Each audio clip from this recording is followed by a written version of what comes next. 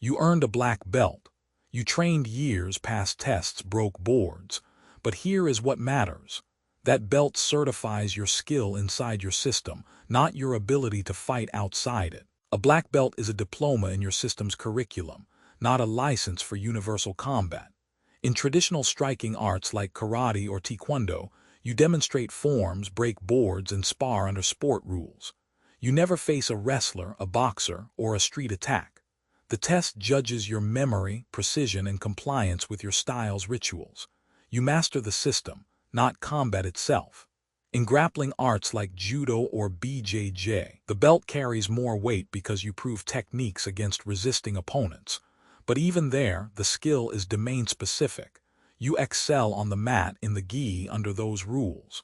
The belt says you belong to that tribe. It does not say you can handle a real threat. You need to separate the symbol from the skill. The rank measures your dedication to one system, not your readiness for all violence. The black belt delusion happens when you believe your rank makes you a general fighter. 3 factors create this. First, you test inside your own system on your own techniques, judged by your own instructors.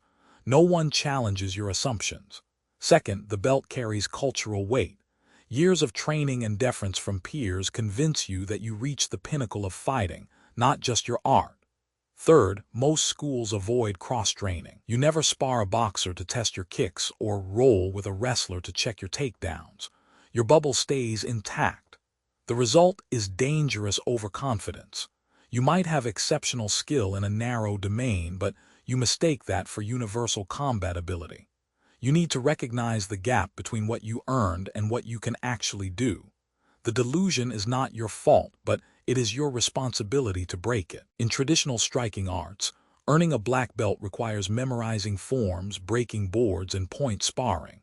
You learn to execute techniques on a compliant partner or a static target.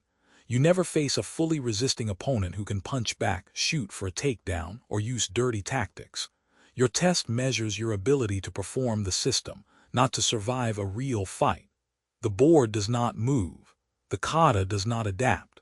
The sparring stops at light contact. You master a script, not a conflict. This creates a false sense of readiness. You believe your roundhouse kick works because you broke a board, but you never tested it against a boxer slipping and countering. You need to see the difference between demonstrating a technique and applying it under pressure. The syllabus trains your memory and precision, not your instincts. Grappling arts like judo and BJJ set a higher standard because you earn your rank against resisting opponents. You cannot fake a submission or a throw when someone fights back. This resistance builds real skill. A BJJ black belt proves they can control and submit other skilled grapplers in live rolling. A judo black belt demonstrates throws against a fully resisting partner. This is the critical divider.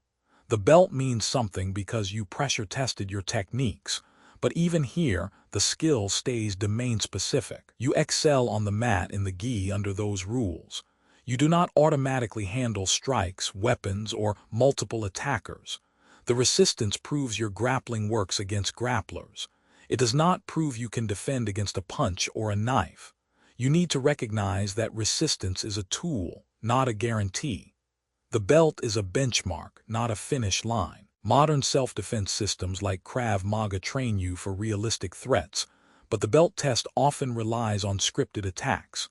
You drill against grabs, chokes, and weapons, but the attacker follows a predictable pattern. You learn the response, not the read. The intensity is high, but the randomness is low. You do not face a fully resisting partner who adapts and counters. The test measures your ability to execute the system's defensive protocols, not your ability to solve a unique problem. Some schools incorporate full-contact sparring, which raises the bar, but many do not. You need to ask, does your test include live, unscripted resistance? If not, you train for a scenario, not a fight. The belt certifies your knowledge of the system, not your adaptability under chaos. You must close that gap yourself. You break the black belt delusion by testing your skills outside your system.